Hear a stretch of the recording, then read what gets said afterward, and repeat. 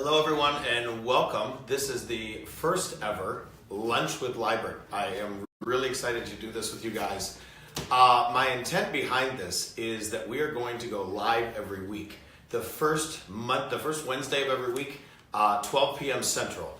The first Wednesday of the week, the first week of the month, that Wednesday we are going to do realtor-based topics. So topics for the realtor industry.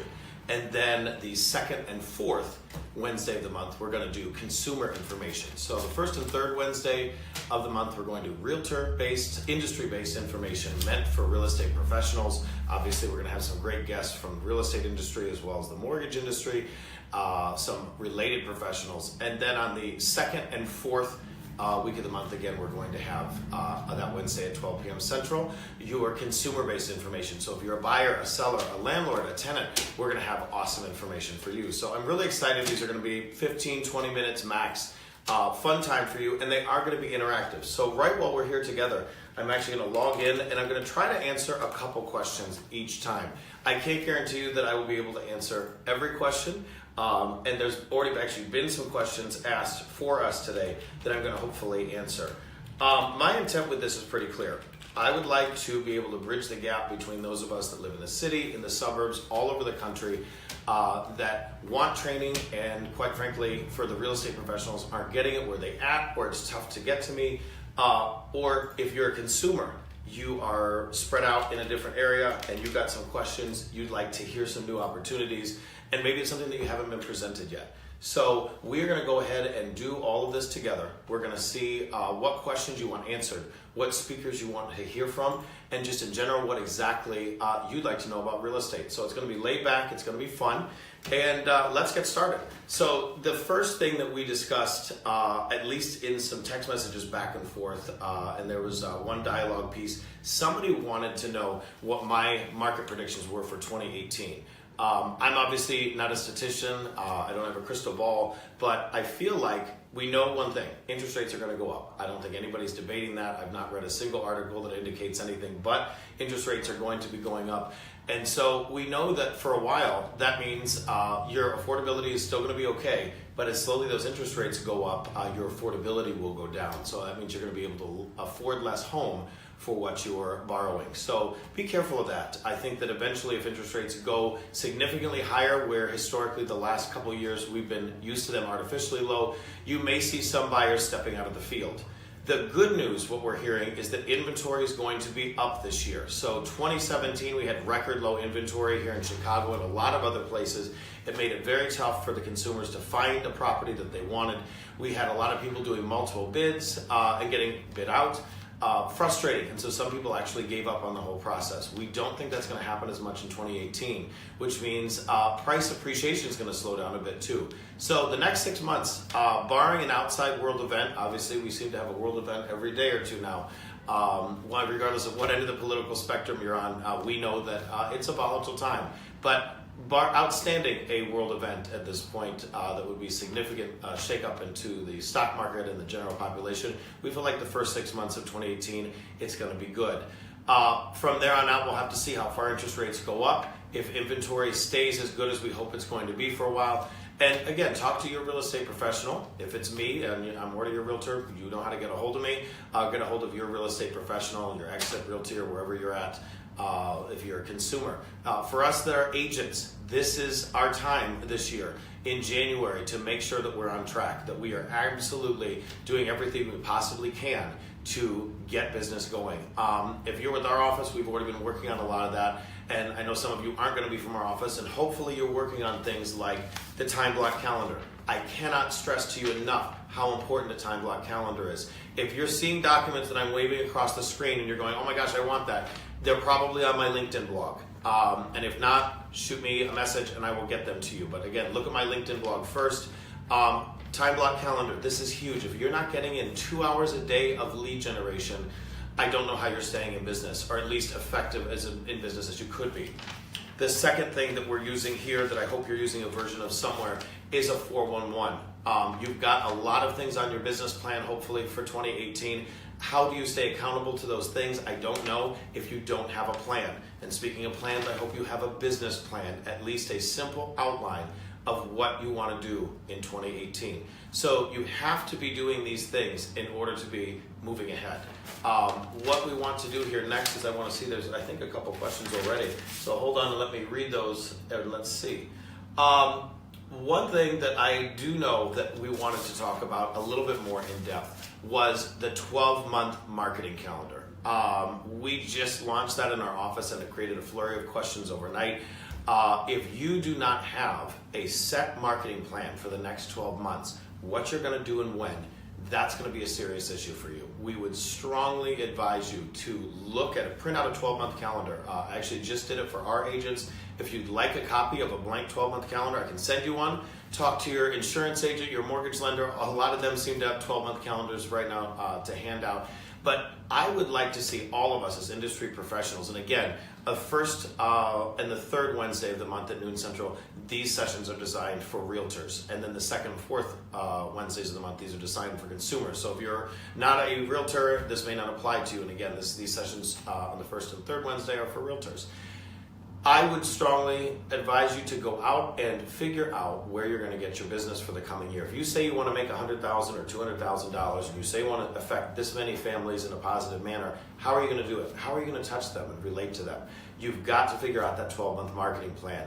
What I've noticed with our agents is that over time, we've had a pretty significant number of people put together their business plan. So they've got a great intent at the beginning of the year, or hopefully in November, December, but some of us are behind, I understand that. If you haven't put your business plan together, I can help you do that, even if you're not at exit. If you don't have your business plan put together, or even if you do, take a look at it and say, okay, there's hopefully a lot on there that you want to do this year.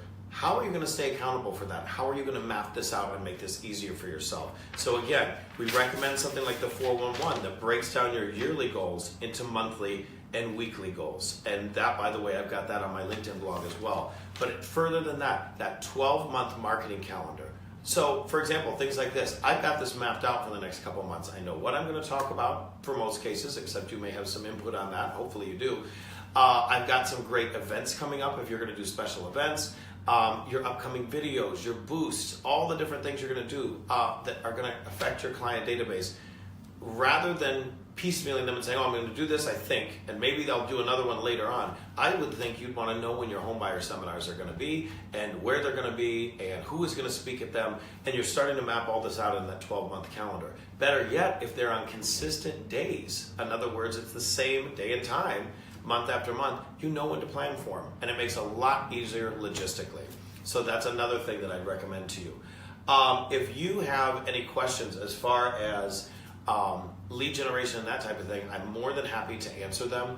Another question that we got regarding lead generation recently was people wanted to know, well, how do I determine my profit and loss? That's something we've been studying. How you determine your profit and loss, very simply, you do a profit and loss statement. But most of us aren't tracking where our leads are coming from. So we have something we've been working with called the lead tracker, which is very simple. It's saying, okay, I got my leads, they're coming in the door. So name, source, result of the calls and the emails that you're doing to them, and the number of times you've called and emailed them.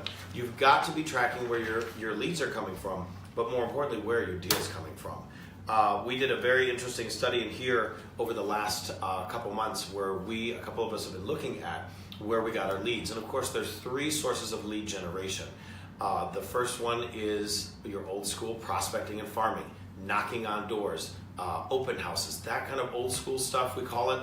It still all works. It works just as good as it did 19 years ago when I got in the business. The second category, and it's the category that I absolutely love, is referrals. So with referrals, you are paying for leads. These are people that already know you or should know you or have been referred to you. And so there's a high likelihood that they're going to want to work with you. They're going to have a little bit more natural rapport with you. Last category a lot of people work in is paid leads. So that's paying for Realtor.com and Zillow, advanced level promotion there. And those leads definitely work. There's a lot of successful agents doing those leads. There's an art to that as well. But each source of leads has their own pluses and minuses. One of the pluses with referrals, you don't have to pay for the leads. One of the minuses is it takes a while to convert them. One of the pluses is with farming and prospecting, you don't have to pay for the leads, but you've got to be out there banging those doors and meeting new people. And the last type, paid leads, well, very obvious, you have to pay for them. And then also there is, again, a real art to touching them 5 to 7 times across a variety of media before you actually are going to be able to convert them.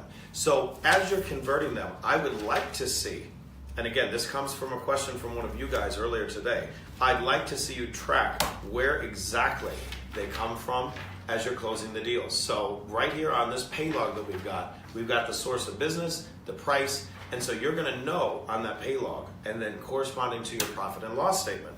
And I'll show you what one of those looks like. By the way, if you're wondering where I'm getting all these forms from, I have a book called The Blue Book. This is from a company called Core. If you're an exit strategy, you know that I love the Core.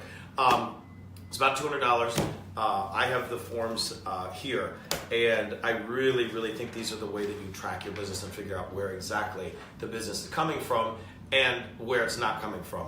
A profit and loss statement. I don't know how many realtors that are watching right now have actually ever even done one.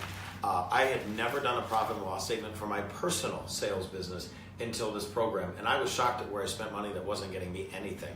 And I was also shocked at places that I was not spending any money and getting deals from. Well, why wouldn't you spend more time there? So you've got to think about these things, and until you fill out an actual profit and loss statement and break down your expenses for the month versus what you're actually bringing in the door and where it's coming from, you won't know where your business truly is. I was very, very surprised at where my business is and isn't coming from. So I'm going to take 1 second here and see if there are any questions that we want to talk about. Hold on 1 second. And by the way, I think we're going to do this a little bit next week, more organized in terms of in advance. I would love to know what questions you're going to have. Next week, we're going to be doing a consumer video, a consumer Facebook Live, and that's going to be in regards to financing. There's some really, really neat down payment option programs, some grant programs out there right now. So I'm going to have a preferred lender of mine come in, talk about what's out there, what you can get in the city of Chicago, and also what in general you can get across the country, because obviously we want to be talking to people all over everywhere. So one more thing that I had from you that actually came from a question again earlier is a team question. The question was, when do I start my team? Well, you start your team when you're too busy to handle the existing leads you have. I think there's two actually more inherent questions in that. Question one is, are you making do you have a profitable business? Are you making a profit that you can actually turn around and afford a team member? But then more importantly, who is that team member? Is that going to be an assistant, or is that going to be somebody that's a licensed agent?